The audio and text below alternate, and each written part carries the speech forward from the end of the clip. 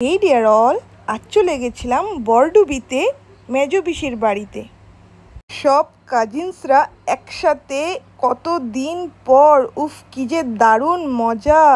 সবাই একসাথে গল্পগুজব, খাওয়া দাওয়া, আরও কত কিছু। বাড়িতে পৌঁছেই ফার্স্টলি হয়ে গেল আশীর্বাদের পর্ব। বসেই আশীর্বাদের পর্ব শুরু হয়ে গেল। সব দিদিরা, বোনেরা, উফ কি যে দারুণ লাগছে। সবাই একসাথে, এক দারুণ মুহূর্ত।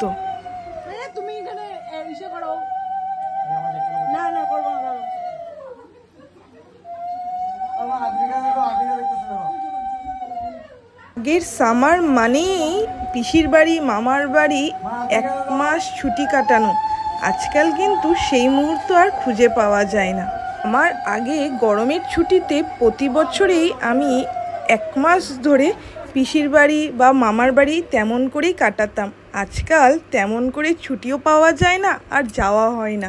আশীর্বাদ পর্বের পর সবাই খাওয়া দাওয়া করে নিল। যেই প্রচণ্ড